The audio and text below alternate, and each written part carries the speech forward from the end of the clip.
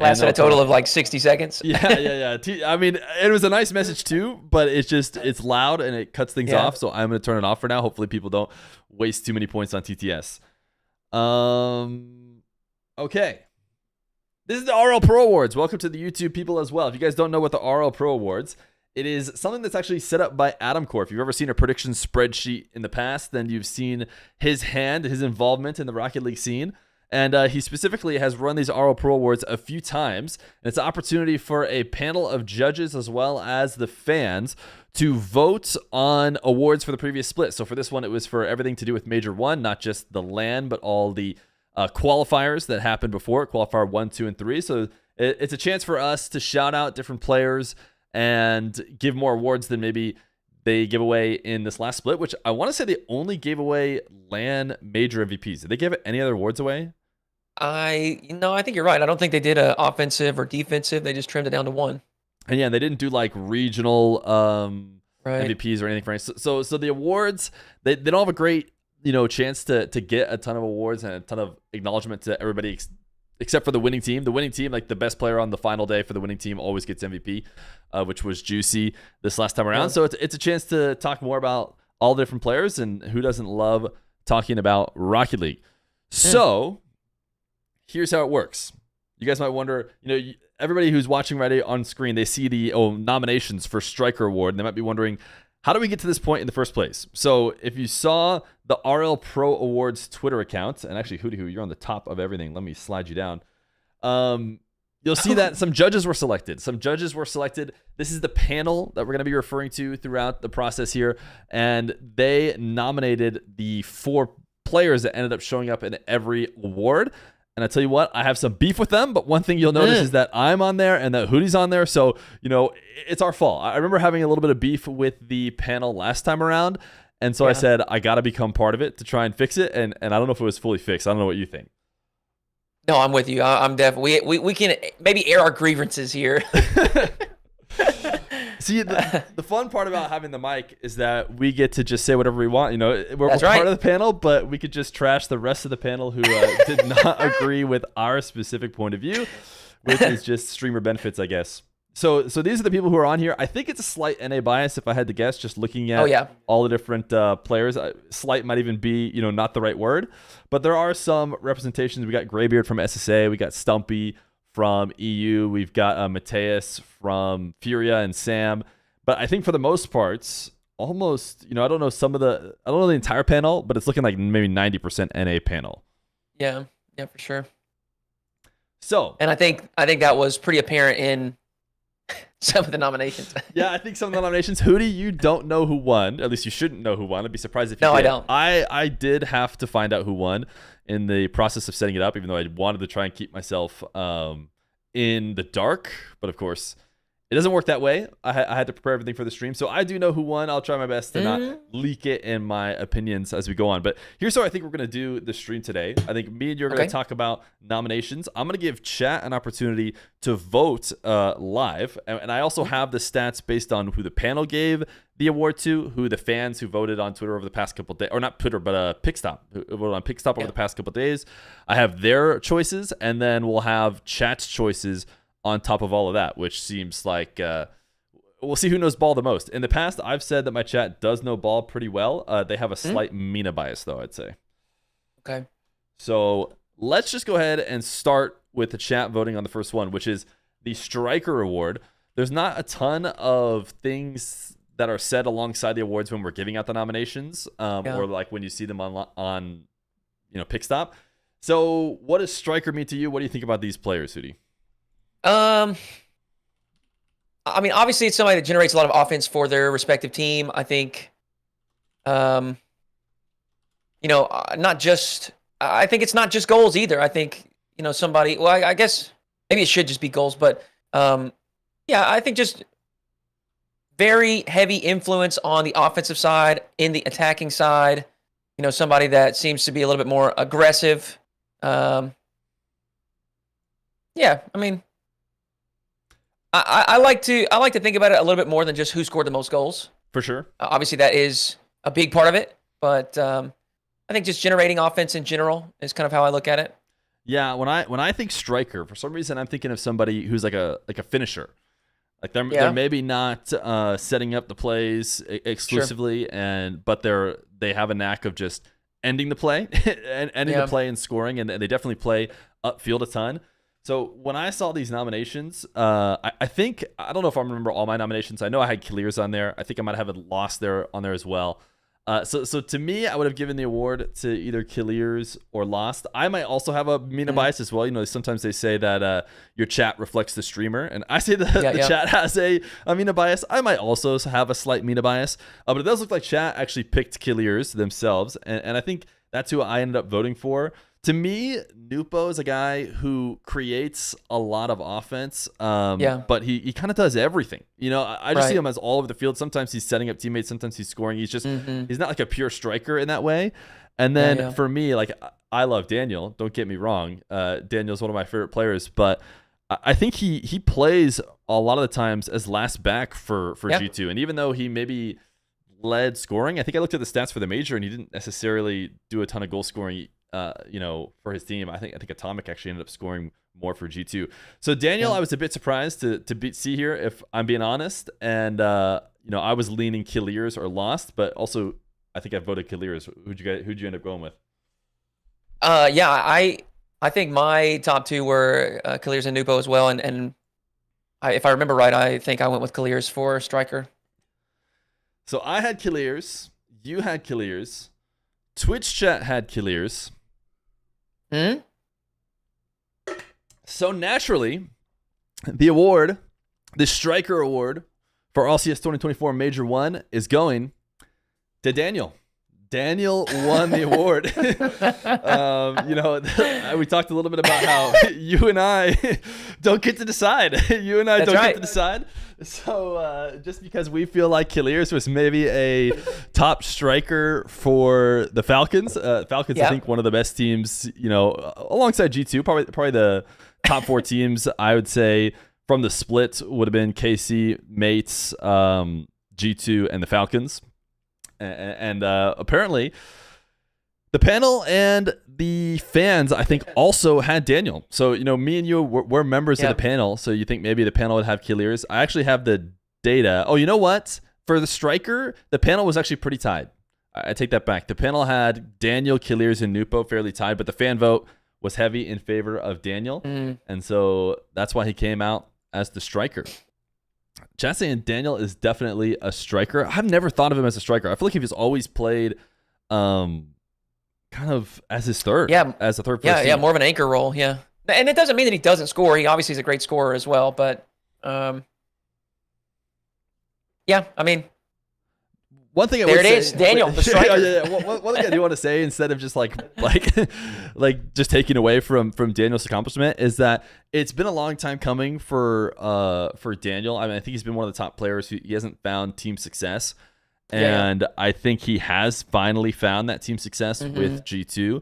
And so, in a way, I have no problem with recognizing Daniel's achievements to split. I think he's had to be the scapegoat too for the Zen madness. Like everyone, that's right. I hated so much how people would talk about how Zen's better than Daniel. I'm like, Zen's better than everyone. Zen's better than absolutely everyone. Why do we have to keep using Daniel right now? When Zen was on his run, like, why does he have to be, the scapegoat to get compared against? So that frustrated me, being a fan of Daniel for a long time, but he's definitely coming to his own, and he made me, the best player for this best NA team. I'm sure some people would argue.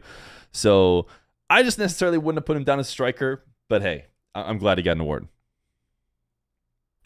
Yeah, Vivid says he would have put Daniel down for mechanical, but not striker. But hey, let's not take too long with these. Let's move on to the next award, Playmaker Award. I think when people think about this award, they think a lot about assists, but I don't know if it necessarily has to be that way. What are your thoughts on these players and just the Playmaker Award in general? I almost kind of view this as if striker is Batman, this is the Robin, like the unsung hero, the one that doesn't really get all the credit. They may not be the one scoring the flashy goals, but a lot of times will do kind of the dirty work in generating that opportunity maybe. And yeah, like you said, I mean, assist is definitely part of it, but I mean, I guess similarly to what I was saying before, it's like just being involved in the offensive side, but maybe not being that primary scorer, I guess. Yeah, I might be getting too hung up on the actual words that are being used, but maybe not, because it's kind of all we really had. But Playmaker to me is somebody who I almost just said makes plays, but that's what I mean, in that they don't just play. They're not just playing within the team and playing in ways that we see a ton. It's somebody who creates something that wasn't, that isn't seen by very many other people. Like, truly, he's like creating these plays that set up his team in a way that we don't see from anybody else. Personally, I think on this list I actually had at least one of them nominated myself, and I think I would give it to Yan. Of the 4 players here, I think Yan is the kind of guy, to me, that represents somebody who can make a play when there wasn't one. Right. That's kind of the situation I like to think of it. And even somebody in chat mentioned that they felt like Beast Mode is a bit more of a striker. If you had traded the 2 G2 guys for me and put Beast Mode as a playmaker and Daniel as a playmaker and Beast Mode as a striker, that would almost fit as well for me as well. Although I think Atomic is probably the real striker for G2. Sure. But I think Exotic and Raise Bull probably finish. I have the stats up for the major, because I think that a lot of people probably used stats from the major as their guiding factor. So if you sort by assists, it actually has Raise Bull, Exotic, and Yan are all on here. It's only Beast Mode who doesn't show up on the assists per game top leaderboards from the major. I'm not sure where he finds himself, but he actually finds himself fairly low, kind of like Daniel did for the striker. But that being said, it's not just assists, and I do think Beast Mode is a good playmaker, and so he's definitely a decent choice here. But I think I went with Yan. I think I voted Yan. I don't know where you ended up. Chat. I guess I think I must have gone with Exotic here. I'm thinking of my nominations, and I think Exotic was the only. I think of this final list, I think Exotic was the only one that I nominated for Playmaker that ended up here. So that must have been who I went with here for Playmaker. So why Exotic? Well, I think it's just generally what I was describing earlier, where I think it's somebody that does get involved in the offensive side. It does get involved in generating, pressure and being an instrumental piece of the attack, but maybe not getting all the credit. And I think that is like a perfect summary of Exotic. Monkey Moon is going to be getting a lot of the eyeballs and a lot of the praise on that team. I think Drawley and his incredible mechanical ability has shined very bright this split. But Exotic was also a fantastic piece of their success, especially online. I think BDS didn't play to the best of their ability at Major. But yeah, online, I thought Exotic was absolutely incredible, specifically in the first event where he was just absolutely off the chain, stats through the roof. But I think that's where, like I said earlier, it's kind of the piece of the puzzle that's maybe the unsung hero on the offensive side. Yeah, it sounds like almost underrated. Fits kind your of description as well, and I think that Exotic probably is pretty heavily underrated. Chat is gonna go. I should let chat vote before I gave my spiel, because I'm assuming that people in my chat are gonna be at least slightly biased towards my answer. But they went with Yan. The only player that didn't really get a ton of votes is Raise Bull. But the winner of the Playmaker Award for this splits was Beast Mode. Beast Mode got the win. So another G2 team member getting the win. I mean, I think G2, they really are bringing the hopium back to NA. This might be, they are, slightly because the voters and panel were probably both NA biased, if I had to guess. But yeah, both of them were far and away picking Beast Mode for this. So it wasn't even like it was necessarily close. Beast Mode is your playmaker for 2024 Major 1. So now we move on. We move on to Goalkeeper. The Goalkeeper Award. I'm going to start setting up the poll for chat. Talk to me about the goalkeepers. Goalkeeper. I think this one is one of the, we're talking about how, whether you're hung up on the specific word or like how you view it or whatever, I think that's one of the difficult things with these is when everybody hears goalkeeper or striker or speed demon or whatever it is, everybody's going to think a little bit different about it. So I think that will obviously be where there's a lot of discrepancy and debate between people. But I think goalkeeper is one of the categories that's probably a little bit more straightforward. I think it's very heavily, defense oriented, saves oriented. And it's clear here with the cast. I think this is one of strongest and most difficult nomination category candidacy to choose from. You have Beast Mode, Rawas, Vatira, and Zen, all, I mean, just incredible on the defensive side, and I think they do a lot of heavy lifting on that side of the ball for their team. But we see the chat there with 76% in favor of Rawas, and I mean, I'll just go ahead and say that's where my mind was at as well with my vote. So, yeah, I mean, I think Rawas has earned a lot of his 1v1 or like his goalkeeper status from playing in ones, but he really does bring it to threes as well. When you watch him play, he's the rock for the Falcons, and he makes amazing plays, specifically on the goal line, which Goalkeeper makes you trend towards. Although I think defense is probably played not just outside the net. But you know what? I don't even know if we should take for long. Chat is Mina biased technically, but they went heavy Rawas. Me and you are saying Rawas, and so is everybody else. I mean, this was the far and away like highest percentage in any category. I have some of the stats here from Adam on the side, and yeah, everyone was in agreement. The Goalkeeper award goes to Rawas of the Falcons. He is an amazing defender. And truly, when you phrase it as Goalkeeper, I don't think there's anybody else you could possibly give it to. So credit to Rawas for winning the Goalkeeper. Now, the Speed Demon Award and my beef. I'm going to let you go first, though. Oh, this was it's funny because we looked through them today on my stream this morning, and this is the one category that I also was just very surprised when I saw how it went down, or I guess who all was nominated. And again, the focus here is that we're celebrating all these players, and they all deserve some praise. But I am shocked that Nupo is not here. I am shocked that either Lost or Yan is not here. I think Ato is obviously, and in the grand scheme of things, all these players are very fast. They're all pros. They're all incredible. So they're all fast players. But yeah, I mean, for me, I just felt like this is a Nupo. This is his award. I felt like. Yeah, I'm glad to hear you say it because I had crazy beef with the panel when I saw this because I got to the Speed Demon Award. I typed in Nupo when I had my opportunity to nominate one. We had everybody on the panel had an opportunity to nominate 3 people, and I thought, what's the point? Because this is just Nupo's award. So there's really no reason to go past one nomination. I don't know if I ended up putting up in another. I might not have. But I think maybe I should have, because I think some players made it in to the nominations that maybe shouldn't be there, or at least not. I don't want to take anything away from them. Just to be clear, sure. Because all these players, if they're showing up here, especially the player who I'm going to say I don't see as a Speed Demon, is a great player, and it's not that like they aren't a great player. It's just that I don't think of them as a Speed Demon. Chat went with Atto of the 4 players we had. Banana Head got second. Banana Head did lead the major in average speed, which I think is the reason why he probably got put up here a lot.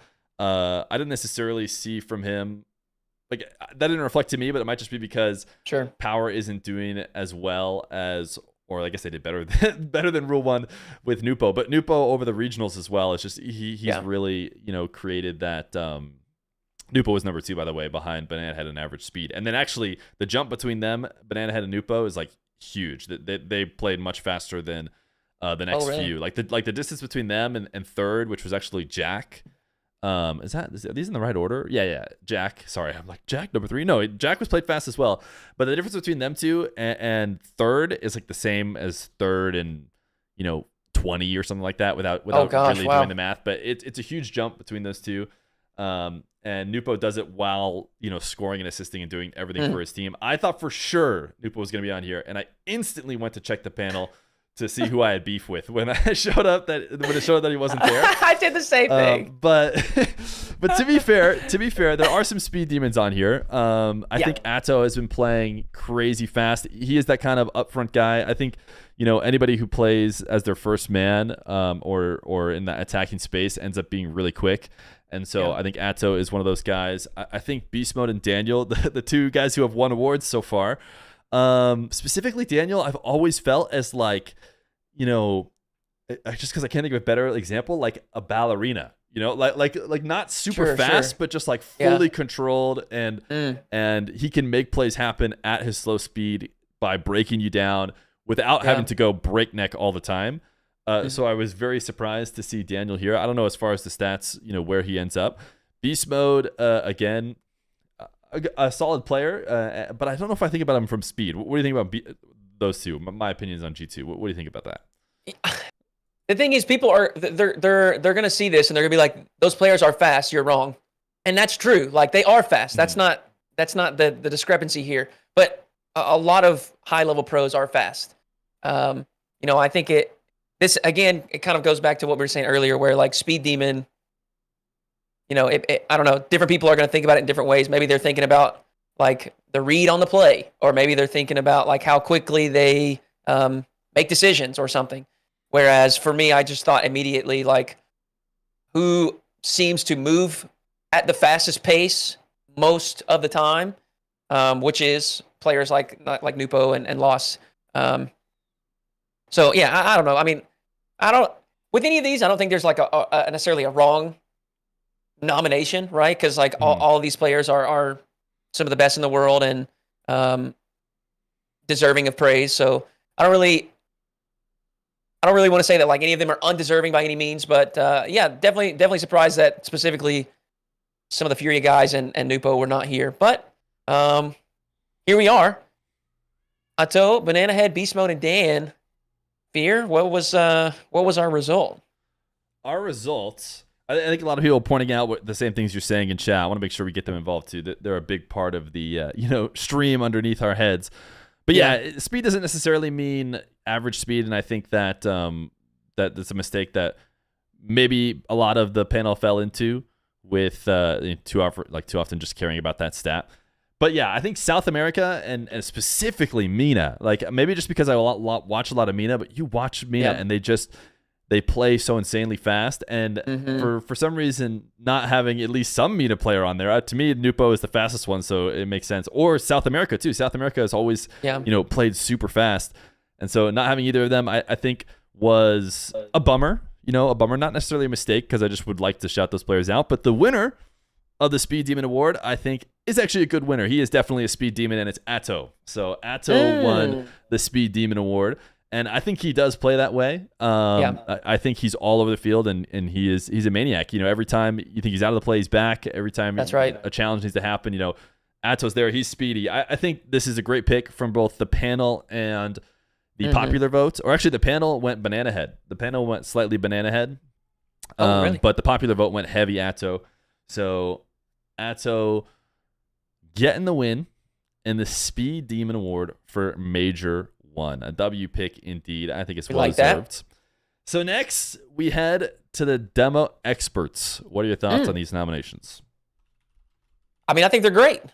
I think Reddles and Calm obviously are your two that pop into your mind. They've been, leaning into a physically aggressive style for a very long time. Not even just demos, but bumps and disruptions and kind of that nuisance play style, stealing boost and being in that final third and just causing problems for the defense.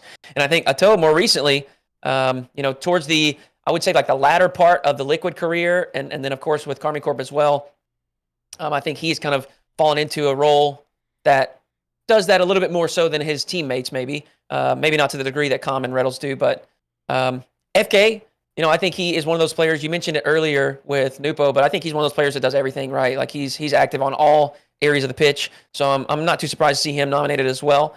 But I will have to assume that we probably end up leaning towards Calm or Reddles. Yeah, I think Calm and Reddles have long since established the the demo expert type persona in a way that it's hard to overcome. Chat is heavily in favor of Reddles here for this award. And I think that at the end of the day, it's an award for specifically people who are able to use demos effectively in a way that, I think it's okay to shift towards somebody who's like maybe one of their best traits is that they are a demo expert. Because if you look at like pure demolitions, I think you'll see First Killer, Atto, they're not only just getting demolitions, but they're doing a lot more, right. Maybe even more demolitions than Reddles and Calm.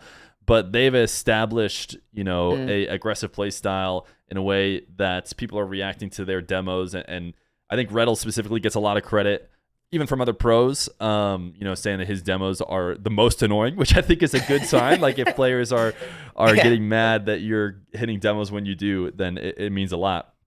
So the Demo Expert Award goes to Reddles. You guys agreed in chat, and I think this one was pretty heavily in favor of Reddles. I'm trying to look and see the stats behind the scenes for demos. Oh, Demolition's Expert. Yeah. It was the popular vote, of course, heavy in favor of Reddles. The panel picked Reddles as well. He has long since been a demo expert, so I'm guessing he won't be too surprised to know that he got the award for this major as well. As we move on to the Consistency Award. Now, this is one of the tough ones because I think, consistency, what does it mean? What are we trying to, award here? And we didn't get a ton past the name itself. So what does consistency mean to you? I think I'm looking at this as a player that just performs at a consistent level or performs near the best of their ability consistently. You can't ask for perfection time in and time out. I mean, you can ask for it, I guess, but you're probably not going to get it, right? So just, a player that doesn't have, a really, really bad day and then turns it around, but somebody that you can consistently count on to be playing near the top of their ability. And I think another way to look at it too is like a little bit wider perspective, their team too. Is their team consistent? Do they consistently find themselves near the top of the region or in Championship Sunday, for example, like Vatira with 27 or whatever it was, Championship Sunday straight. So that's kind of where my mind goes with Consistency Award. Yeah, same here. I think it's about consistent results. I mean, obviously it's about your gameplay as well. But usually, if you're getting consistent results, there's a good chance that your gameplay is consistent. Especially if you're a player like pretty much all these players, all of them on this list, that their team relies very heavily on. They're a huge part of the team's success, whether that's because they're on KC and everyone's super good, or if it's because they're just like the key player for their team, so they need to be consistent.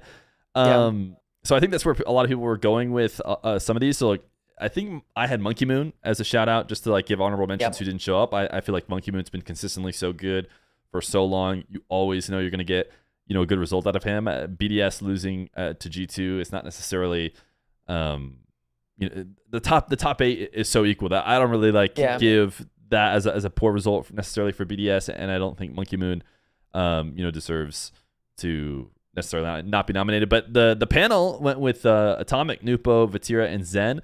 I think one of the things that I realized when I was thinking about consistency is I was kind of surprised to see Nupo, only because he's so new into the scene or new back into the scene.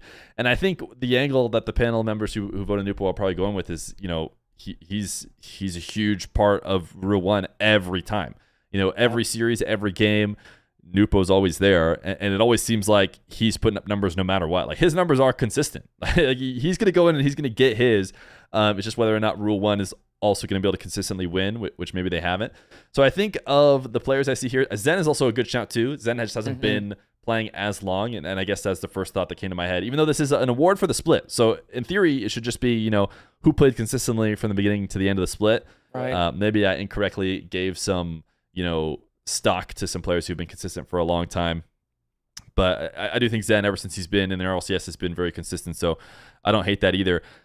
I want to say my vote went to Vatira, and before we reveal the chat's vote went to Vatira as well. But before we reveal the actual award, where'd you go? I also went with Vatira. All right.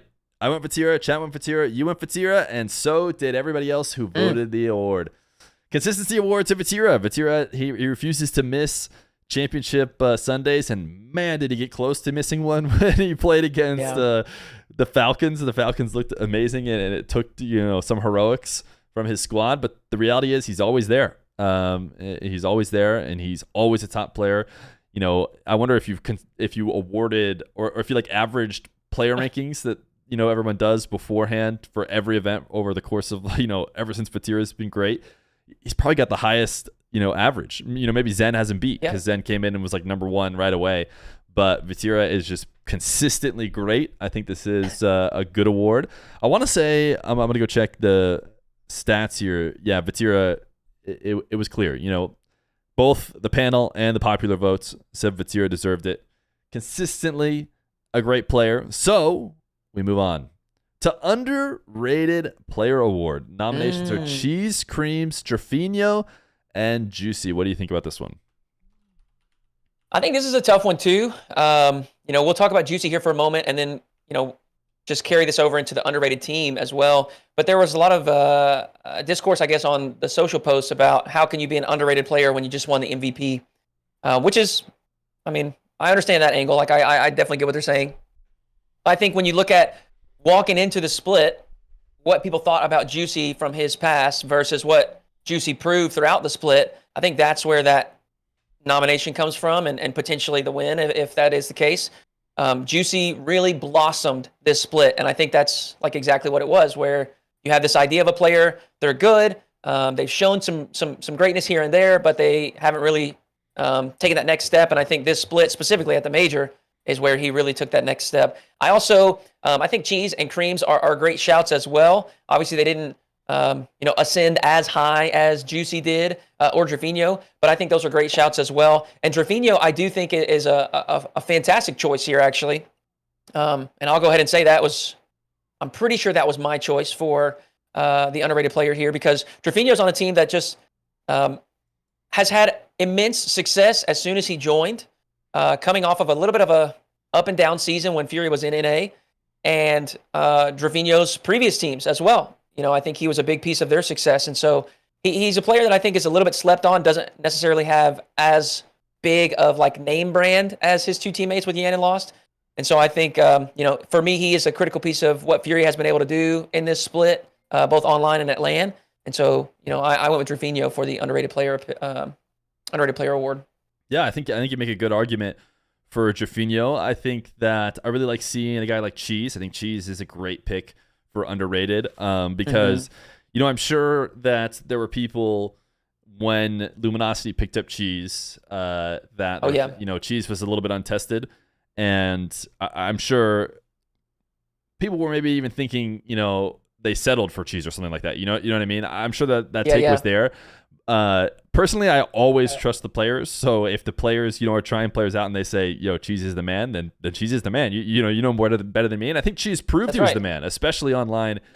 He proved he was the man. And then it was his first time on LAN, right? Because it's his first time, playing in the big stage. So, there's going to be some probably learning curve, I would say there. I don't think Cheese dominated as much as he did for Luminosity when he was online, but it'll be there. And I think for me, underrated award, it's tough because it's like, is it supposed to be the player who's still underrated after the end of the split? And that feels really hard to do. Or is it a player who was underrated during the split? And I think that's the angle that I went for. Yeah. I think Creams is a great shout out. I think that TSM probably didn't do well enough to, merit winning the award. I'm guessing that everyone didn't go Creams, or I know technically the answers, but I would have guessed that people didn't go Creams. Although I think Creams is a good shout. Creams actually might be the winner.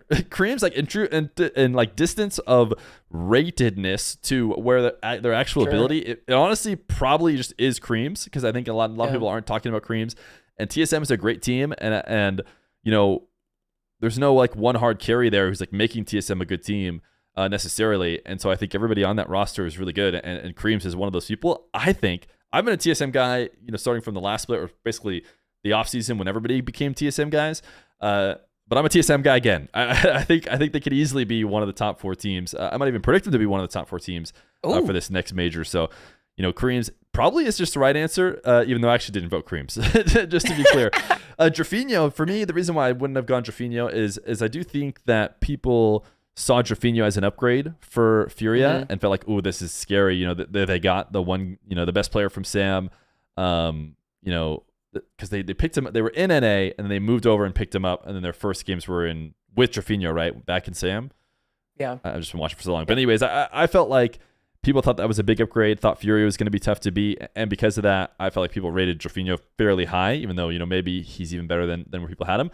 But for me, I ended up with Juicy, and that's because I think Gentlemates came into the major as the lowest seed from EU. I think one of the reasons why people doubted Gentlemates was not because of the world champions or major champions Itachi and Seiko, right? If anything, if they're going to doubt the Gentlemates, it's because they don't trust in this new guy, Juicy, who maybe isn't playing to the levels of his two, very decorated teammates. And then he won MVP and proved that everyone was wrong if they were to think that. And so I think that Juicy probably was, if we bring up again like the player rankings people had, how many people had Juicy number one? Right. Had number one performance at the major? Nobody. So I think that Juicy had the biggest, jump and showed how underrated he was. So did you say you went Jorfinho, right? Yep. I went Juicy, and the fans or chat went Juicy. Actually closed their vote earlier, and everybody else also went Juicy. So for those of you who are mad that the MVP could potentially win an underrated player award, well, sorry, because it does go to Juicy. And I actually think, obviously I made my point earlier. I think it makes sense to go to Juicy. And, he won't be underrated anymore. If you're worried about Juicy continuing to win underrated awards, I'm assuming that's going to stop now that he's won MVP. But he had a huge rise. And I think like a quick run to greatness that is probably one of the reasons why people were underrating him. But won't be that way in the future. Guy won a major before a regional. Yeah, exactly. Yeah, and so and I think people were right to have Gentlemates, as the worst EU team coming in, or worst sounds. It's not the right word because it makes it sound like bad when all the EU teams are obviously going to be huge and as proven, potential to win the event. But anyways, enough talk about underrated player. Let's go to underrated team. What are your thoughts on this? Yeah, so similar sentiment there. As far as the discourse that I saw, there were, people saying, how can this team be underrated when they just won the major? But I think the angle is kind of what you described, where like, what is it? If you take a snapshot of community sentiment at the beginning of the split and compare it to snapshot of community sentiment at the end of the split, how does it look?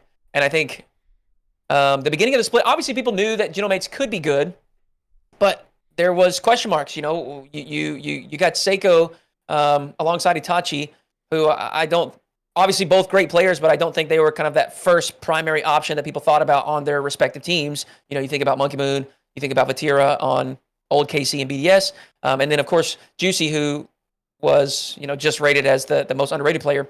And so again, people knew that they had potential and could be a solid squad, but they didn't know how good. And then we look around at the other squads. Luminosity, I think, in the grand scheme of things, very underrated. I think a lot of people, of course, the reality is within I think we all looked at G2 and Gen G and we felt confident there. And then the next 7, we just didn't know how it was going to shake out. But there were not many people vouching for this LG squad, especially like you said, when they announced the pickup of Cheese. Power, I think an OCE team showing that they've got some prowess, going to round 5 in the Swiss stage. I think that's always a good showing. So I can see that as well. And then Space Station, maybe still underrated. I mean, I guess it remains to be seen. They obviously had a tough go through the first split, running into one of those top 2 teams in every quarterfinal match. So maybe they're better than what we think, or maybe they're properly rated at the moment. I guess we'll see in split 2. But for me, I think that I chose Gentlemates. Either them or Luminosity won. I can't remember which one, but yeah, I think you did a lot of great coverage over pretty much all the options. For me, like Luminosity is one of the most talked about teams just because Riddles is such a popular content creator, and I think that Luminosity may have been underrated at the start of the split. People already didn't even have them as the top 4 NA team that they ended up being and going to the major with, but that was also big held by their grand finals run, which unlike Space Station maybe didn't run into the same caliber of teams. So to me, as far as what Luminosity did at the major, I don't think they did far off their rating. I think that they got the win over OG. I think most people would have that as a toss-up. And then if they beat Vitality, bang, I think they just run away with this award. If they beat Vitality and go to the top 8, it's just, this is like a blowout. Everyone just says Luminosity, and then it was close to that. But at the end of the day, they lost there. And so it's hard to say with a game that's always, low margins, like, were they close to it? Is it worth, giving them the award for a close run to Vitality? I would say no. So I didn't go Luminosity. I think they actually ended up in their finishing, pretty close to what everyone was kind of predicting them. Space Station, if anything, they might be overrated. I feel like all I ever hear about is like Space Station is the best. Space Station should have been there. Space Station is actually the best team. Like Space Station played so well, and their results, argue that they pretty much just got X'd out by Gen G, and they might just be the third best team, but it's not like who underperformed, which I guess you could argue they underperformed because they didn't make major. But that doesn't make them underrated. All anyone could talk about is how they're still the third best team. So it's hard to say that they're underrated. Power is just representing all of OCE. It's like, is OCE underrated? Like Power dominated OCE, and people still didn't really believe, and so I think they just represent that. But for the same reasons with Juicy and everybody else and what you said about Gentlemates, I think I went Gentlemates just because nobody had them winning. And that was a huge jump from EU4. At the end of the day, it's still an EU team winning, so it's like, should we be that surprised? did it change too much? But I think I voted Gentlemates. I think you said you might have went, chat went Gentlemates. What did you say you went? I think it was Mates. If it wasn't, then it was LG, but I think it was Mates. I think Luminosity was one Vitality win away from being considered fully underrated, but they ultimately did lose. So Gentlemates, they had the underrated player and the underrated team, and I think that's a good snapshot. I look at these awards as like a snapshot of the moment in time when it happened, and to remind us kind of the sentiment on the teams and players around that time. And I think the reality is the sentiment going into the major was that Mates were like maybe not going to make top 8 of any of the top teams that were performing over the regionals. Like, Gentlemates is maybe the one out, and someone like Complexity or maybe even Luminosity come in. And instead, they didn't lose. So they were underrated. Juicy specifically was underrated. He ended up winning the MVP. So, I think this is a good shout by me, you, chat, everybody. I want to say that the award for underrated team, the panel and the popular vote all agreed. So I know there was specifically, you know what, it was from an LG fan. It was from Spaceman. I remember a Spaceman tweet saying, how could Gentlemates be underrated? They won. I think he was just trying to spin some more propaganda to get Luminosity to win, but we all agree it was Gentlemates. So we move on to the most improved team, and I tell you what, one glance at all of these, and I almost feel like that this award could instead be the best roster move award, but you could speak to it as well.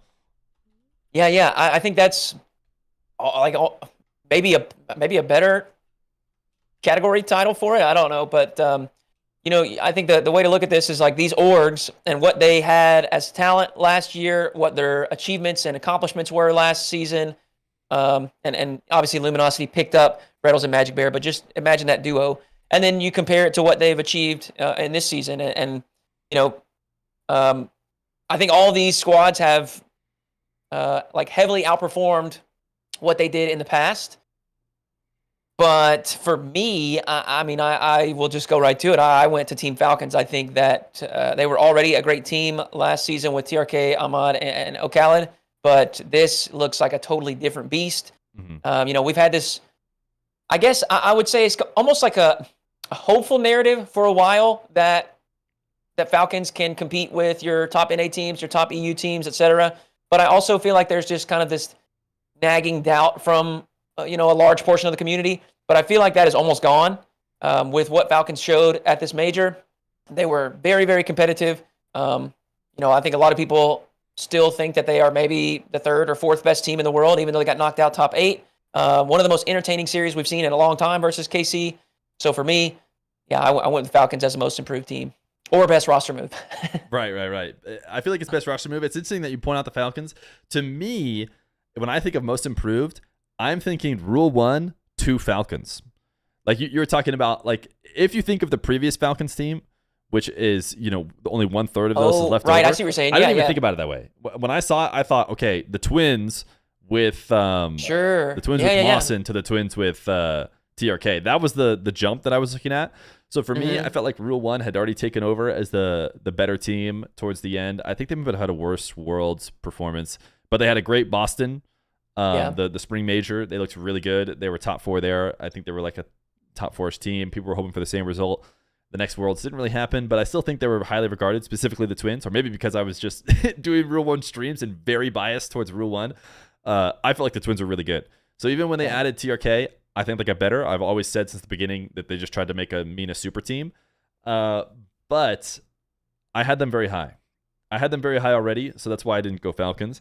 I think Furia is, Furia is probably a great shout because they seemed like they had lost their secret sauce, for a bit when they were in NA, and then it just boom, it was back as soon as they went back to Sam. They were crushing everybody, picking up Trofino, and they came back and showed at the major too that the Furia that used to come from Sam is back as well. So I don't know, like, if we have something here in the NA water that just isn't good, we need to get out of here or something, because even teams that hop over don't seem to do as well. But yeah, Furia went back, huge jump. Luminosity as well. I think that they probably didn't improve enough over, I guess it would have been the Optic roster, right? Yeah. So I wasn't necessarily looking to Luminosity. If you thought of it as so this one was actually one of the only ones I should point out.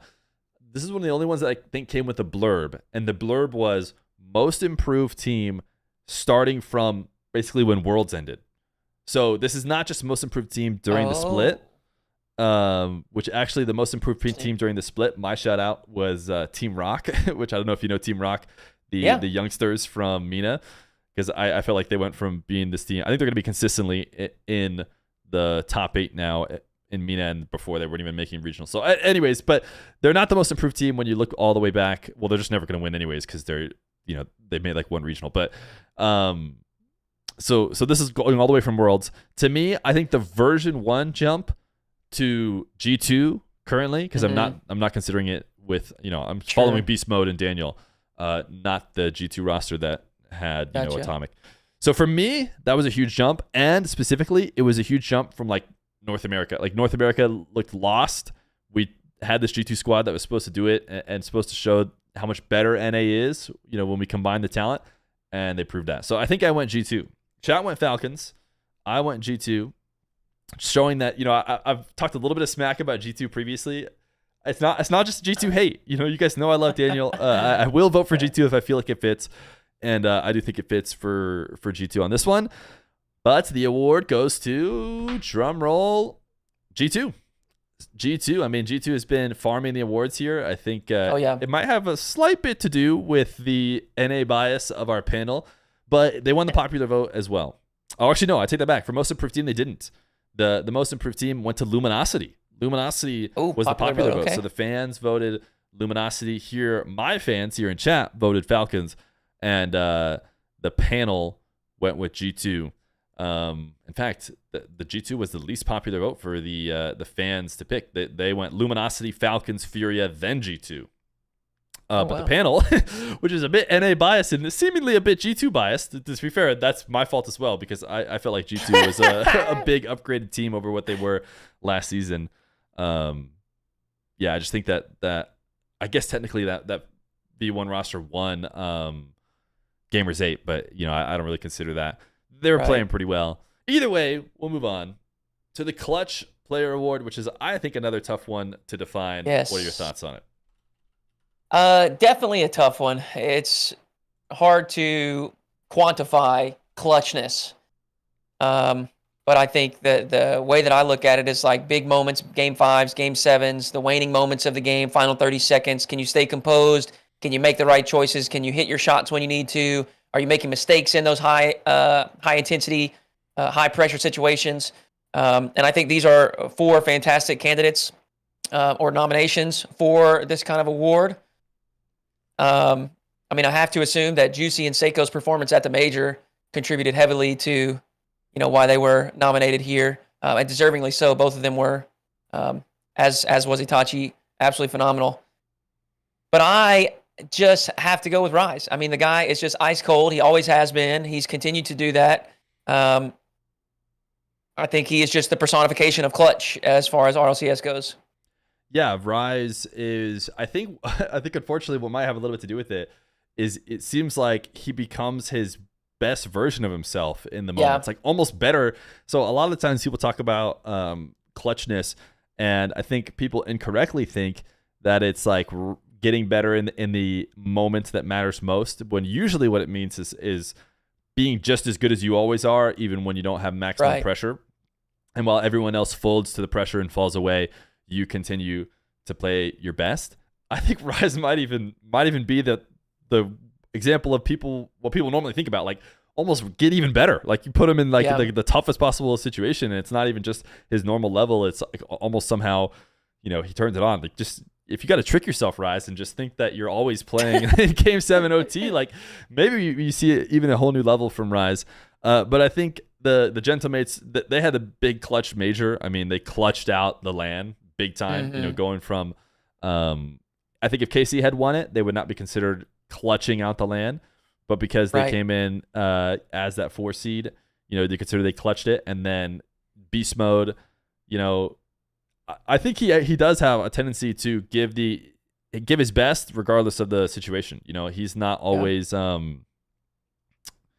he's not falling away in the moments that maybe G2 aren't clutching out wins. He seems to always give something for his squad. So I don't mind beast mode. Chat went with Rise. And I think you and I went with Rise, and I think everybody else went with Rise. Rise is your clutch player. I mean, he's just going to keep farming these awards. He also has the history on his side.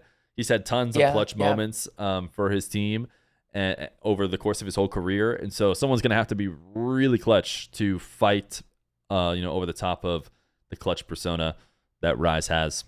So, Chat says Atto was way better. I mean, was he more clutch though in the final moments? I mean, it's tough. This is a really tough one to define, and that's why I think because Rise has been attributed this, clutchness, it'll be really hard to take it from him. We move on to no players. This is the first time not talking about players or teams. It's on-air talent. We had some new on-air talent and some classic ones. What do you have to say about our talent? I mean, I am really excited to see all these folks nominated. CJ, Herc, Stacks, and T-Bates. Obviously, they've all got their own strengths and their flair that they bring to the show in different ways. They're not all the same position either. Stacks delivers some of the best intros that I have ever heard across any form of media. I am not exaggerating in the slightest when I say this. Every single time my hair stands up. Every time. I get those chills on my arm every single time. He is unbelievable. T-Bates, entertaining as it gets. I think Herc has been incredible in dealing with the nonsense that she has to deal with coming into the scene and doing the best she can. I think she's been fantastic. And CJ, I think it's just a natural, whether it's Chalkcast or on the main broadcast or him running the Muffin Men or whatever. He is such a good entertainer. So this is one where I think I would not have any qualm with any of the nominations being selected. I think they're all fantastic, all deserving, and all shine in their own way. Yeah, for sure. I think my 3 nominations are all on here.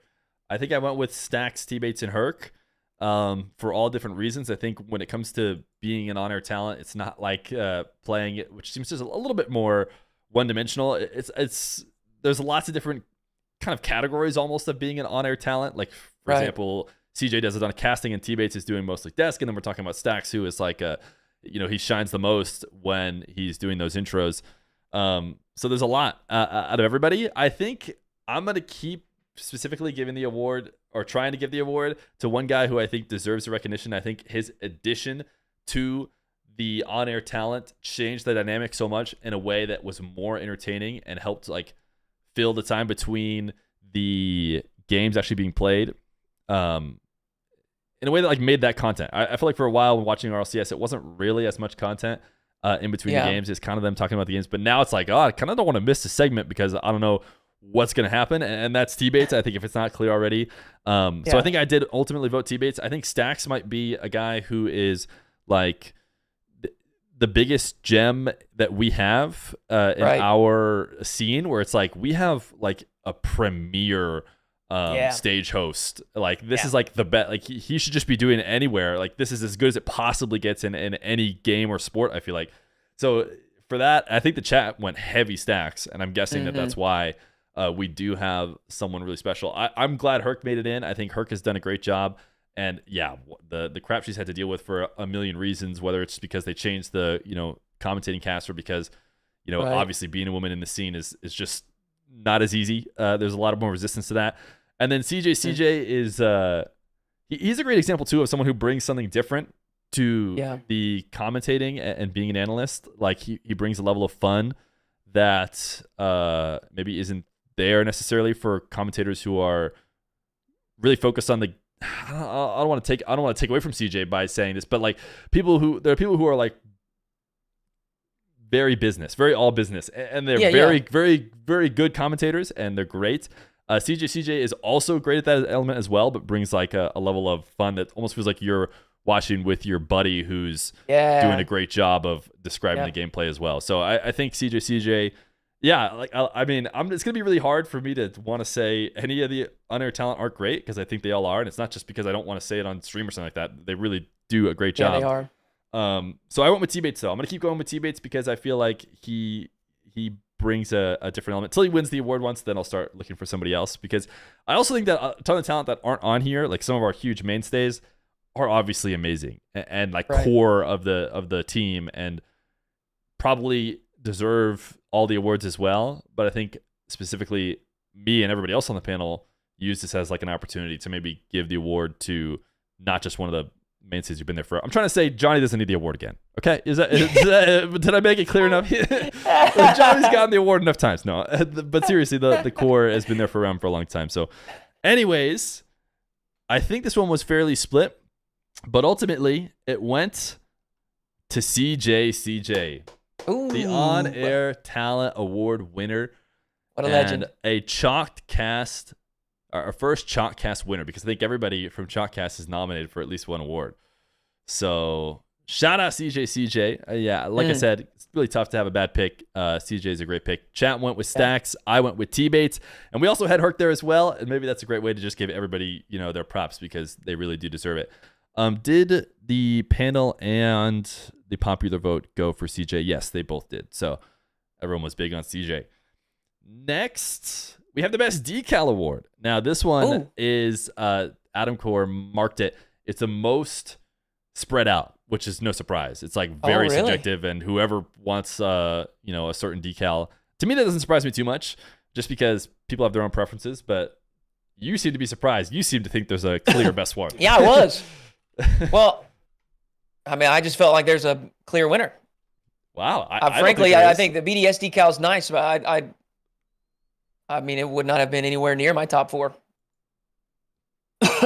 I think Gentlemates is fun because it's a bright and unique and uncommon color. They went for something fun. I love their branding too. Their logo is super cool. But I don't know. I think TSM is far and away the coolest decal. Interesting. Okay, I didn't even know where you're going to go with that when you said that. But maybe it's just me who has different preferences. But I specifically like the Dig one. The Dig one didn't even show up. I don't think I think of all of the awards that I decided there was one clear one and didn't nominate all 3. All of those, my nomination didn't show up. So I think there might have been something wrong with me doing that. I needed to add like a couple honorary mentions, but I was like, yeah, I really just like the Dig one the most. And I don't know if I'm going to, nominate any of the other ones. And of course, it's not here. Of the ones here, I think I like TSM. For me, the Gentlemates one, I like that they went with Peak. And you say you like the logo. Man, I don't like the logo. I don't know. It's like, it's graffiti Gentlemates, it looks like, but it's a little bit too involved. And actually, it's not so bad on the car. On the car, it's actually not a big deal. But when you put it out in front of, like, for the screen and for display, I don't like it that much. I am just a big fan of something outside of this, like, corporate minimalism wave. I can't get behind it. So I like the fact that they've got some uniqueness there. Well, chat was pretty split. Like I said, it doesn't surprise me too much. They went TSM, then Mates, then BDS, then G2, but pretty much spread out. That's close too. You said TSM. You thought it was a clear runaway winner in TSM, and my goodness, you were right. The best decal award does go to TSM. I mean, it wasn't runaway. Like I said before, it was pretty split. But I think TSM gets gets a good shout. I think this is a clean, amazing decal. It's great to have TSM back. Hey. And they deserve it. Here's what we know. We love dragons. All right. We had a dragon banner so long ago, and everyone got upset.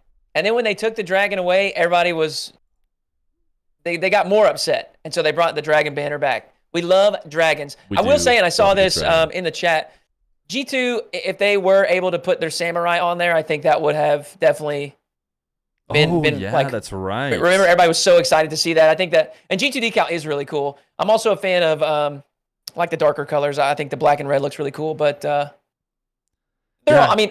say this about all the decals. I think every time Like every iteration has gotten better, and it feels like Psyonix and Epic are giving a little bit more freedom to these designers. And so I think, we're ultimately the winners here because every time it feels like they're coming up with cooler and cooler designs. So yeah, for sure. For sure. They were given like given a logo, and they've slowly expanded. And I forgot there's at least a couple of decals like the G2 one that had to get modified. Oh, the Luminosity one I remember was huge. That's right. In terms of because it wasn't anodized, right? Yeah. They were told that they could have it anodized, and then they were like matte for everyone. And that threw off a lot of the the design was clearly made for anodized, and it looked way better there. So they never fixed that. I thought, certainly if these people got told that they could have anodized, that it'll be back, but I guess it never was. All right, next set of awards is going to be the Content Creator Award. As I said, this poll, tell us about these content creators, Hootie. Well, I can tell you one that does not deserve it. The thing is, I almost kind of agree.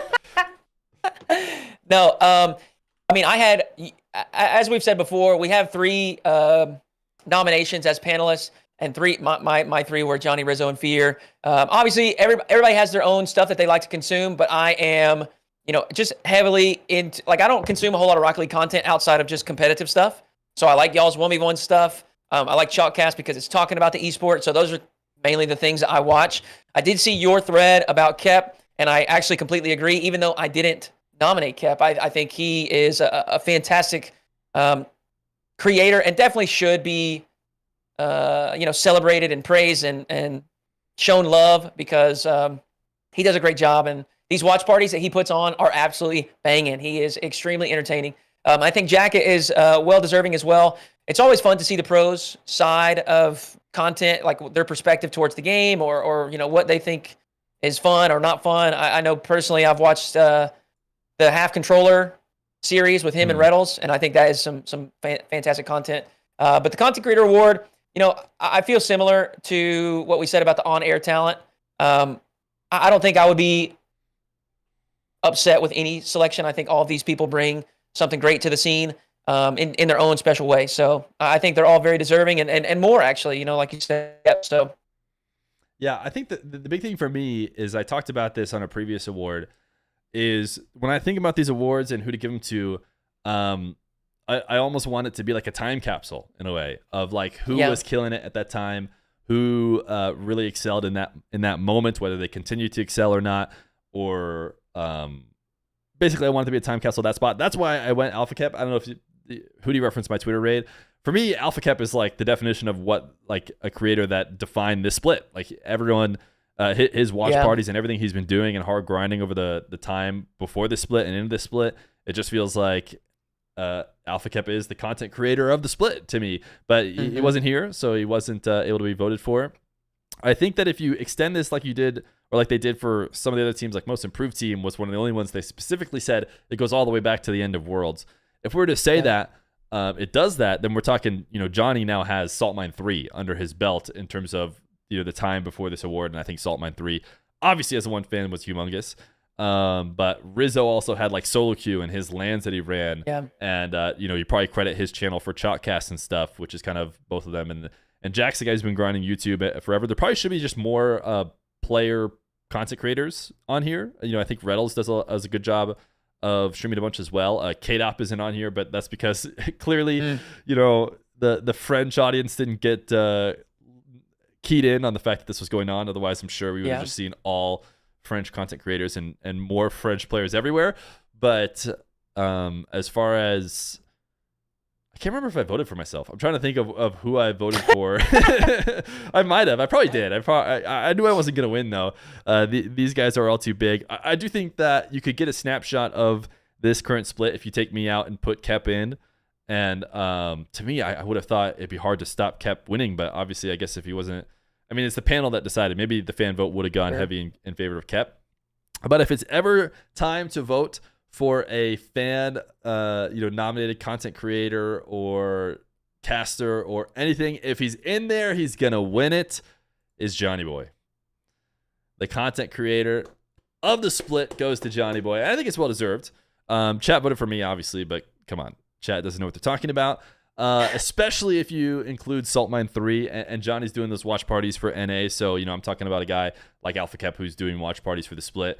I think Johnny just like defines the esport over a long course of time, and so you can never be wrong giving the award to Johnny. Personally, I've been around for a long time. I've seen Johnny win these awards like 1,000 times, and I like to give it to someone else instead of having him win it for the 1,000th first. But hey, it's not undeserved. It's not undeserved. I mean, there's a reason why he always wins them. So, it's deserved. Congrats to Johnny. Salt Mine 3 was sick. So, a well-deserved award to the Mr. Johnny Boy, especially because he's also very all esports focused. The reason why he maybe wouldn't go like Jack is sometimes his YouTube videos are just about him playing the game because he can get away with that because he's actually good. And, a guy like Johnny and Rizzo even now is more focused on like the esports side of it. And this is like an esports award, the Rocket League Pro Awards, if you ask me. So anyways, Johnny's definitely the like number one esports content creator, always has been for a long time. That's why he keeps winning these awards. He deserves them. And I think we're going to get auto ads that are going to have to run here. So we'll have a minute of auto ads. We'll hover for a bit on the next category for a while to make sure everybody gets a chance to get back. But the next category is Game Changer Award. Game Changer Award.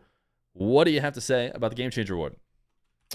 I think this is a really exciting one. As we said at the top of the show, this is about highlighting and celebrating folks throughout the split. And these are some folks that I think probably need some more praise, need some more some highlighting, celebrating. I think a lot of the times we are obviously super excited about RLCS or CRL, but not so much for the ladies side of things. And I think these are no surprise to see these nominations. Lims, Courtney, Tally, and Karma are some of the best female Rocket League players. They have had a lot of success across different rosters. Competing in the different tournaments that are available. WCB when it does exist. So, I'm not too surprised by this. And,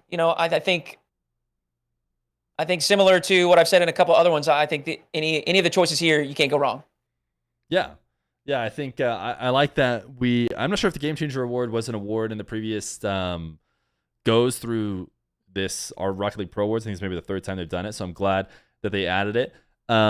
As far as the nominations, I've heard about the domination of all these players. I've seen a little bit of Game Changers, but I don't want to say that I know enough to be like the perfect analyst on them. Obviously, Karma's been around for a long time, and I think this all comes after the what was it? The Rising Star? No. What was it called? There's a women's tournament right before this, like these awards were given out. Star Chasers. Does that sound right? Yep. Star Chasers. And so Alem's team won the Star Chasers on the EU side. G2 won on the NA side. So it's no surprise we see those players getting nominated. And then Courtney's been dominating with Gen G for a while. But yeah, I think I'm trying to decide who I ended up going with. I think I remember who I went with, but I'm gonna let you go first. I think I had Courtney and Karma in my nominations, and I think I also nominated Bella, who did not end up getting in here. And then for my my selection for the Game Changer Award was for Karma, and it's mostly with the recent success of G2 Luna. I think they recently added a Tally to the roster and had a much better performance after that addition.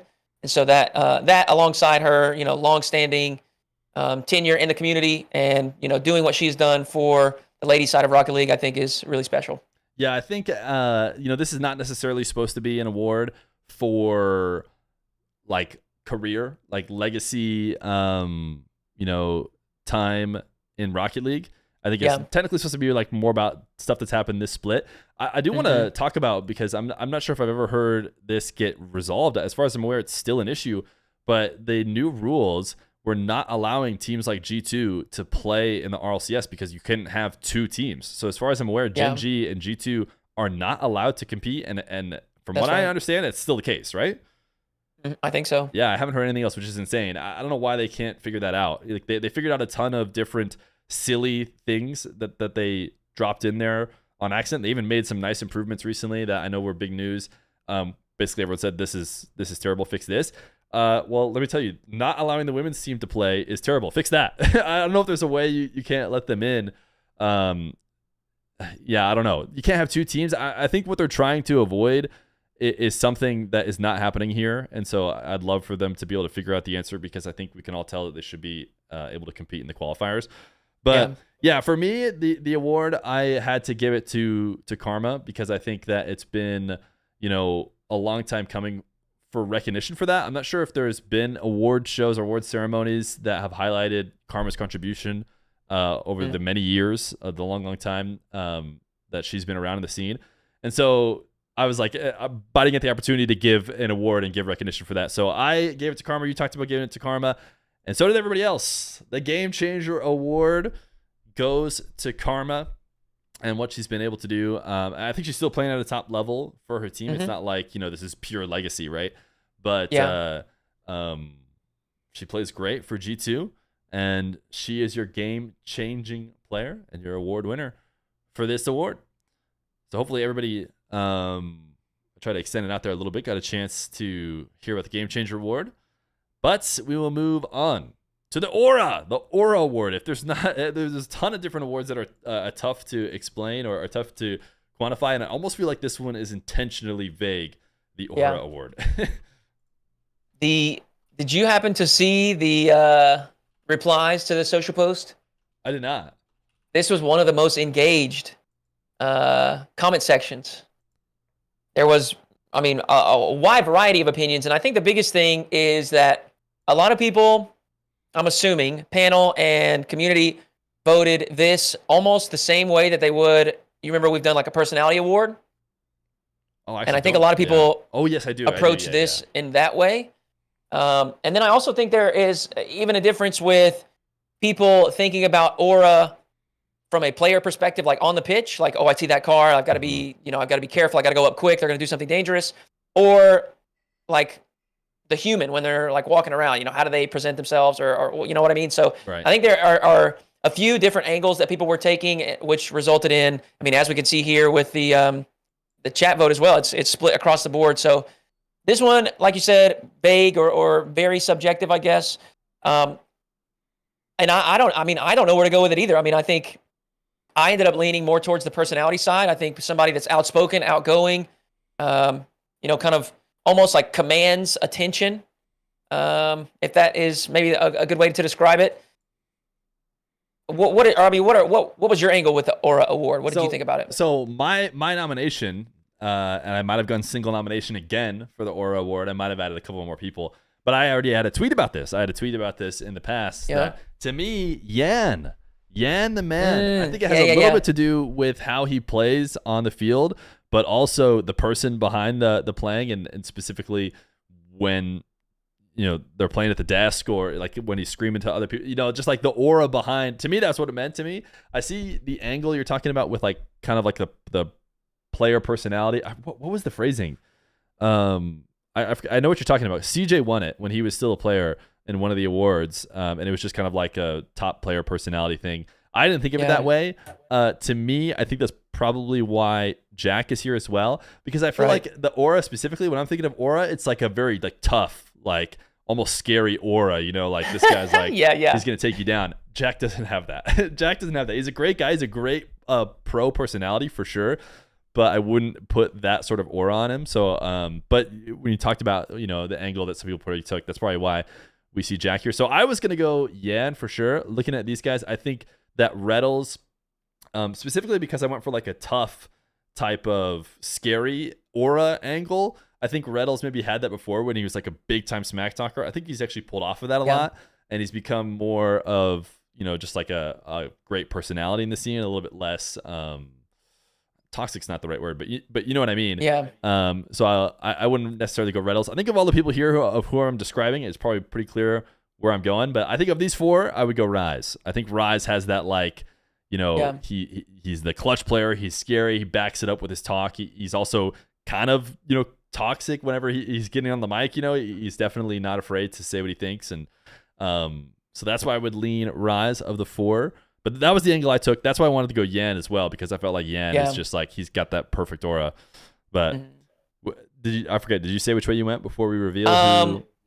I actually can't remember, but I think that I said Rise as well. I Well, think. it doesn't matter what we think. It matters who the award goes to. And the Aura Award is actually split between the panel and the popular vote. Although the person who won was the second most popular and was clearly the panel's favorite, which is why they ended up winning. And that was Rise. Rise, the Aura Award winner. I didn't get to have my nomination on there in Yan, but I tell you what, I do not mind Rise winning this. I think he does have aura. Somebody was maybe tweeted about it recently about Rise after the series against Falcons, and after they won, and he's like making faces to the camera and popping off like that. That to me is the aura and like what you're scared about happening to your team when you're playing against him. So I think it's a great pick. So Rise is your award winner. The panel, or sorry, the popular vote did not pick Rise. They picked Reddles. They went Reddles. And it was pretty close. The Reddles and Rise kind of split the win for popular vote, but it did go slightly in Reddles' favor. So we have a few more awards left. Of course, MVP we're saving for last, but before we get to that, we have the Old Guard Award, which this one did not come with a ton of description either. So what did it mean to you? A player that's been around for a while that's still finding success, I think, is just the way that I look at it. I'm curious, what do you think the players think when they get nominated for this? How does it feel? I don't know. Actually, you know what? I take that back. I said that the Old Guard did not have a definition, but it actually did. It did have a definition. It was one of the few that did. And it said, like, any player who is joined RLCS past 2021 counts as Old Guard. So it's not necessarily saying, like, it also didn't say a player who's of X age is Old Guard, right? It just says they've been in the RLCS for a while, then they qualify for Old Guard. To me, when I saw what they said, and if I went based on that, I was like, oh, there's a lot of like really good players who are still top dogs that are technically Old Guard. Like Monkey Moon is an example of one. But I don't think that's necessarily the angle they want to go. Like, I don't think people took this as who's the best player who just barely meets the requirements to be considered Old Guard. I'm thinking people probably took more of an angle of like who's been around for the longest time and has still been at least consistent enough to like be at the top level. Whether or not they're winning, they're still performing great despite their long tenure. That's what I'm thinking. And as far as people who get nominated for it, I think they should feel good. I don't know if they're just like being told they're on their way out. I mean, there's tons of players on this list that shouldn't be thinking that because they're not on their way out. And so, and I think as time goes on, people will be able to redefine when it makes sense to retire. Like, I think people will be able to be older and older in the league, hopefully, as time goes on. So anyways, that's what I have to say about it. What do you have? I'm going to get the chat vote going. I mean, that's definitely how I thought about it. I think I did maybe value the level of success. I think all four of these guys have had a ton of success. I mean, Torsos has been around since the very beginning of OCE, and the fact that he's still on the top OCE team and still doing the best from the OCE squads at the majors is extremely impressive. JNAPS he's been around since, what was it, season 3, maybe? I mean, it has been a very, very long time. I think him and Garrett are some of the, the longest standing pros, and obviously JNAPS is still making majors. He's still doing his thing. And a pivotal piece of that team making that major, I would say. I think he's very much instrumental in that OG squad finding success. Monkey Moon, not as long, but has been successful from the moment that he showed up until today. He's still rocking. But for me, I went with Alpha 54 as my selection because it took him a long time. I talked about how Monkey Moon, he got into RLRS, went straight into RLCSX and just dominated. Alpha did not have that quick of an ascension. I think he kind of puttered around a little bit around the mid to low level pro in Europe, and then finally began to find some success once we rolled into the open era, and more recently has had a ton of success. And so that, like I said at the beginning, I think I leaned a little bit more on the recent success. I think it's impressive that any of them are still around and doing their thing after such a long period of time. But Alpha having this surge towards the top here in the, this latter part of the career, I think is really impressive. Yeah, you make a great argument. You make a great argument in combination. There's one, like I said before, there's one end where it's like, do you just find the best possible player who meets the 2-year in the league or 3-year in the league requirement? Or do you kind of lean towards somebody who's been around the longest and been able to stay consistent? And Alpha is probably the best combination of both, where like Vitality just won a world championship, like they're still a top team, and he's been around for so long.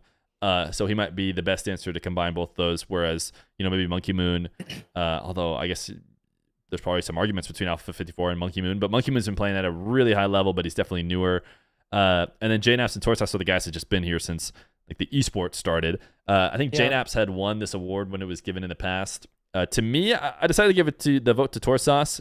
It's maybe not fair to do it, and maybe I shouldn't do it, but I definitely have like very quick voter fatigue when it comes to awards in Rocket League. It's like if somebody's gotten it before, it feels like awards are given out so rarely. Like these don't even necessarily happen every split. Like sometimes they don't happen. Yeah. And no award is given. So I want to make sure that people who probably deserve awards like that, or maybe would have gotten them sometime along the way, get their chance. So that's maybe why I drifted away from JNaps and went Torsos. I went with Torsos because he's been around since the very beginning of OCE, and he's still making majors, and he's still a part of the best team, and he's been doing it, for so long. He's part of the old guard, and he's still going, which is the case for a few of these people, but specifically Torsos, I feel like hadn't gotten that recognition, so I went Torsos. But you went Alpha 54, I went Torsos. What were we thinking voting against a potential or ex-G2 member? It is JNaps who wins the Old Guard Award winner. G2 current members and former members are just farming, and chat went JNaps as well. And he's not a bad pick. In fact, there's a reason why he won the award before. He's still playing at a super high level.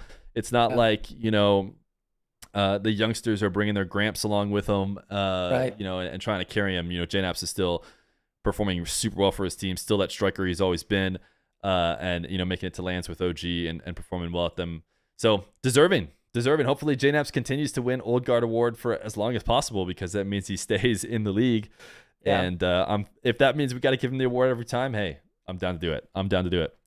Next, and I think our second to last award is going to be the Rising Star Award. The Rising Star Award. I don't know if this came with any requirements like the previous one. It's kind of the opposite of Old Guard. But they didn't say they had to start in this split, I don't think. Or maybe they did. Do you remember? Did they say it had to be this, like a player new to this split? I do not remember. Because if so, Nupo doesn't split debut. Nupo doesn't count. So I'm guessing it's probably just, you guys understand what Rising Star means. But anyways, tell me about these players. I mean, they're all rising stars. No, they're obviously newer talent. In the sense of RLCS, like through that scope. We've watched Drolly for years at this point. I mean, he was 13 balling out in 1v1s. Nupo's been around for a while. And Wavy, maybe not as well known, but if you're kind of tapped into the NA bubble scene or NA1 scene, Wavy's been rocking and rolling for a while as well. So, this is definitely through the scope of RLCS as far as like brand new talent. Because these guys they've been doing their thing. But all three of these guys are, if you keep up with Shift, they're all on like the next up candidate thing, or they were. I think they've graduated, because when you make a LAN, you move on to the next phase. But I mean, this is another one. The Goalkeeper, I think, was very stacked, where all the nominees just make perfect sense, and it's like very, very difficult to choose. I think these all make perfect sense as well. Sphinx and what he's done in APAC, I think, is so incredible. For a brand new player to walk into a region and then just, for the most part, be like unanimously seen as the best player is so impressive. It's great. These things, we talk about this, whether it's the young 13-year-old that is qualified in SSA or Sphinx doing his thing over in APAC. It's so awesome to have these fun storylines develop to get more eyes on that region, get more attention on that region, have more people pay attention to what's going on. So I think Sphinx is a great shout. Wavy is, what an incredible talent. Just a grinder. This TSM team is so easy to cheer for. And then, I'll let you cover Drolly and Nupo, but my word, just unbelievable talents. The fact that they're internationally competitive right out of the gate is just unbelievable. Yeah, for sure. I think Drolly and Nupo are the ones guys who have been long since awaiting to get to play. I guess Nupo did, a couple seasons ago, but it's interesting because in terms of RLCS, like Rising Star completely makes sense for these guys like Drolly and Nupo. because we haven't seen them yet. Drally was held back by Morocco not being allowed to play. I think he moved to France like right before he would have just been allowed to play from Morocco anyways. Because I think players can play from Morocco now, right? Or it was opened up a ton. They might be able to play there from now. Either way, he moved away and he finally could play, despite showing that he was already this great player. Same thing with Nupo. Nupo got banned, like many top players do, and had to wait for a long time. And now this is his first split back, and it's like, oh wow, he's playing amazing, but he kind of was always playing that way. So right. I now that you say that, I want to say that I ultimately gave my vote to Nupo because he is a star, probably because of that second word in the rising star. Like I think he will be a star going forward. But I think rising, if you focus on that, you should probably go Sphinx. I think Sphinx is a great shout for the reasons you said.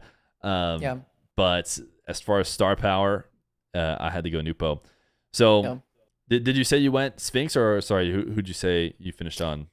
No, I actually went with Nupo as well. I think it's just hard to go against him. I think what he did for his team and just how impactful he was as an individual and as a technical rookie.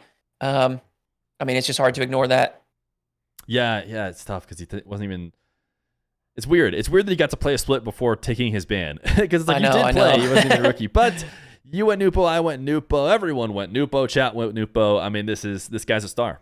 This guy's a star, and by virtue of the fact that he was held back for a year and unable to prove it, he's back now, and therefore he's a rising star. I think he'll be a star for some time to come. I don't see him, fading away anytime soon. He'll just eventually lose that rising status, and it's too bad for Drally, who's also kind of the same level. And I think under most circumstances, most splits, if a guy like Drally came in and played like he did, he would be given the rising star. So it's too bad. Sometimes you join the league, with the LeBron, and you have to get picked after him or whatever. And so Nupo is your rising star. So unfortunately for Drally, he'll have to try and win some other awards next time because he's probably going to lose his rising status soon too. New pro. Somebody in chat said new pro. That's actually Beautiful. An amazing chat. But now it's the time you guys have maybe all been waiting for, which is the MVP award. Now, before I let you go, Hootie, I'm going to say, when I thought about MVP, one of the big issues I have, so obviously this is the one award we talked about at the beginning that actually has already been handed out. It's already, an MVP for the split has technically already been given out. It's been given to Juicy. But when they give them live on the stream, there's no question that they bias towards Sunday. the final day. Whoever won the major and whoever played the best on that final day wins it. And it's definitely not necessarily like reflective of the whole split, especially before the major. So this is our opportunity, if you ask me, with the MVP award, to give it to somebody for their performance for the whole split, not just the major, not just Sunday day of the major. Sounds like you agree. What do you have to say about these guys? I think this is another similar to Goalkeeper, where like these are. We talked about having beef with panel. I don't have no beef. These are great selections here. I think Vatira and what Karmine Corp did online is unbelievable. And I'm just going to say this while we're here. I think we've been spoiled. We've seen Vitality do it at the end of last season, and now Karmine Corp has won 3 straight. Guys, that's not an easy thing to do. That is incredibly difficult. So to have that level of consistency, that level of excellence, every single event, all 3 of them throughout a split, is unbelievable. And I think that is a very valuable player in Vatira. Obviously has shown so much consistency with 26, 27, Championship Sunday straight, incredible stuff there. And I'll talk about Itachi as well. Itachi, I think, is a player that is incredibly talented and very, I don't know how to say it. It's very influential or very capable of like elevating his entire team. What he does is just the total opposite of selfish. His gameplay makes everyone around him so much better. And I think you can see that because you've thrown him on multiple rosters now. And each time, whether there's doubt surrounding his teammates or not, they play well and they perform well. And so I think Itachi is he obviously gets credit and is getting more credit now as he finds more success, but he's kind of an unsung hero where I think some of the stuff that he does is it's not highlight plays. It's not going to end up in that highlight top 10 package, but it's part of why Juicy was able to be as effective as he was on Sunday. It's part of why this team has been able to compete straight out of the gate throughout the split with 3 new players on one team, and part of why they ended up winning the major in such incredible fashion. Let's go. We'll let you cover G2, Beast Mode, and Juicy there. Yeah, I think Juicy's is straightforward enough that he played the best on the final day. He clutched out the most important wins for his team, and I think he was correctly given MVP if you gave the MVP to the player who played the best in the semifinal and final. So I think Juicy makes sense. It seems like that's probably where the panel was going. I think I dodged nominating Juicy again just because, like I said before, I'm almost trying to throw the awards at as many different people as possible. So Juicy got his MVP. I don't need to give him MVP again. So I probably looked elsewhere. And I think specifically, I thought more about the regionals and how it'd be nice to give recognition to them. And actually in the future, if RL Pro takes any of my advice, I'd love to give an MVP for every region. Before they got collected into the major and played against each other, there are lots of teams that are dominating and players that are dominating that probably deserve MVPs. So I think I probably had a Falcons player on, and I can't remember which one I gave it to. I think while Rawas played best for them at the major, it was a bit more splits between them in the regionals. And I might have even had Kalir's ahead, but I probably gave it to Rawas just because the combination of both. And then I had actually Atto from KC. I had Atto in terms of an MVP award for what he did throughout the whole split. And I feel like he was the mover and shaker for Karmine Corp if you had to pick somebody. So I went Atto from them. And so I talking about the teams that won 3 regionals. Falcons won 3 regionals. They got to have a nominee.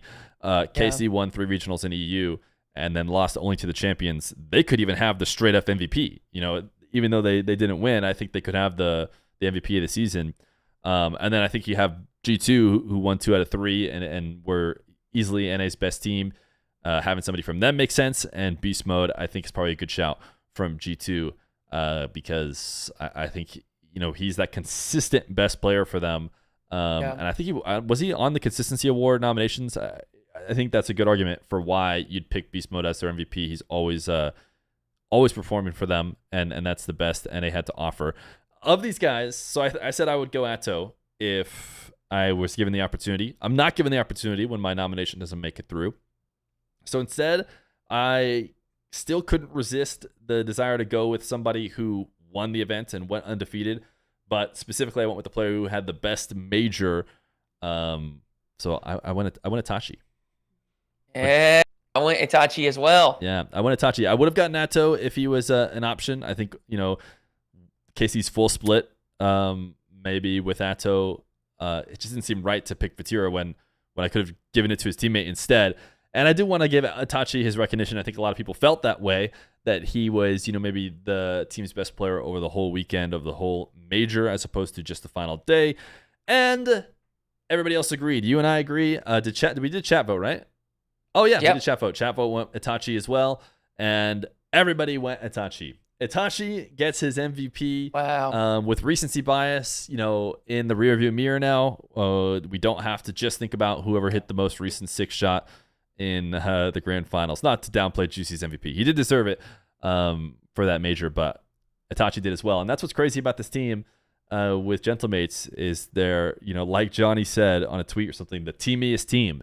They are continuing, and it seems like to be a trend constantly in Rocket League, redefining what it means to split your talent across everybody. It's such a low the rosters are so small that it really just seemed like everybody just needs to be playing at almost the same level. No one person's going to be able to pull away and dominate on the top teams. It is really just going to be spread out, and then time shows that even positionally, if you ask me, things are starting to become less clear, like gray more and more and more. Even there's last backs, and I would say actually KC, a team that didn't end up winning, has a more clear last back in Vatira with Rise and Atto upfield. Right. And this team, this Gentlemates team, just seems like one of the most well-rounded teams that you could ask for. So no surprise that 2 of them are able to win MVP at the end of the day. Exciting stuff, man. Like we said at the beginning, this is an opportunity to celebrate and highlight some different players, creators, on-air talent, just different folks around the esports scene. I think this is something that we should be excited to do.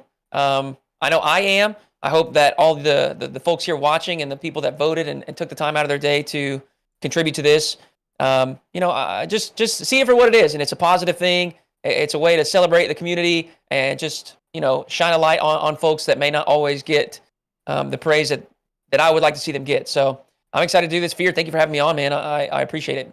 Yeah, real quick before we hop away, I want to make sure I don't leave any information on the board. So actually, MVP, the panel went for Itachi. The popular vote actually went to Vatira. Vatira and Itachi were kind of split with popular vote, but the panel was heavy on Itachi. For the Rising Star Award, I didn't mention the differences. The panel actually picked Drally. So I talked about Drally not being bummed out they didn't get that recognition. It was the popular vote that was so heavily in favor in Nupo enough to win it for him, but the panel actually had Drally. And then I think another one that I forgot to mention was the Game Changer Award, which me and you, it seemed like the panel gave to Karma, but actually the panel gave to Alems, and I think that was for her great performance in the Star Chasers that happened like right before this nomination process happened. And I think it's deserving. Not to say it's not deserving, but I think that's where it came from. And then the popular vote was heavy in favor of Karma, which is how Karma was able to win that. But I think that's it. I think that's it for the RL Pro Awards. I think everyone just got an ad.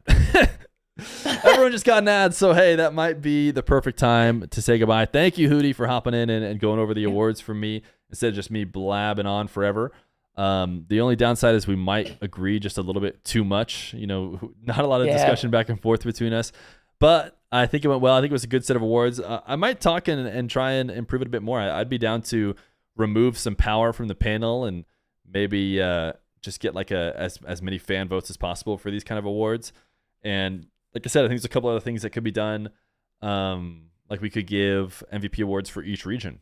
For basically the regionals, like focus on the stuff that we didn't already get awards for, which they had them for in the past, right? For splits, they would give regional, or like I think so. I think they would give awards, but so if they're in the lack of Psyonix doing it efficiently, we have an opportunity to give them out ourselves.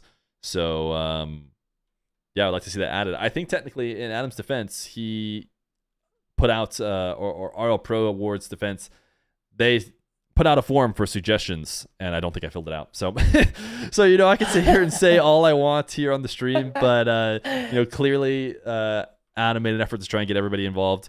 So hopefully we can get as many people involved if these do continue to happen. And shout out Pickstop for hosting the award voting. Pickstop has been a cool place to have. But real quick, we'll just rapid fire through every award in case you just got here. Striker Award went to Daniel. The Playmaker Award went to Beast Mode. The Goalkeeper Award to Rawas. The Speed Demon Award went to Nupa. Atto. It went to Atto.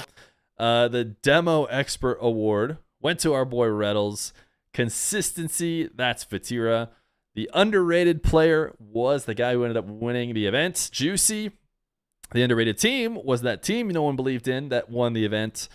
And the Most Improved Team was G2. Man, G2, did they lose any of the categories that they were in? I think they lost a couple. The Clutch Player, they don't think they won this one. That was Rise. The On-Air Talent, I think they all win. But the award did go to CJ. Decal, I didn't realize was going to be as heavily in favor of TSM. But Hootie seemed to think so, and so did everybody else. The Content Creator Award didn't go to me, unfortunately. It went to Johnny, the guy who seems to always win it. But he is the number one Rocket League esports creator, so he deserves it. The Game Changer Award went to Karma. The Aura Award went to Rise as well, so Rise picking up a couple different awards.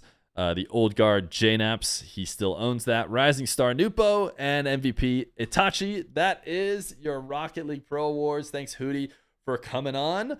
I don't know when I'll be live next, but shout out Adam Core. Before I end this, we definitely have to shout out Adam Core and RL Pro Awards, who did all this heavy work, and then I got to just stream it and talk about the award winners. So shout out all that work. Let me make sure that you guys get like a link to both Adam Core and RL Pro's Twitter. So, there's Adam Core. Definitely go check out Adam Core, who's doing this hard work for us. And then there's actually a Twitter account that I'm pretty sure he just made I don't know if anybody else helps on it, but it's the RL Pro Awards Twitter account. And hopefully we'll get to see some of this done in the future. Some more. So thanks for hanging out, Hootie. Thanks for everybody in chat. I will catch you all next time. See you later.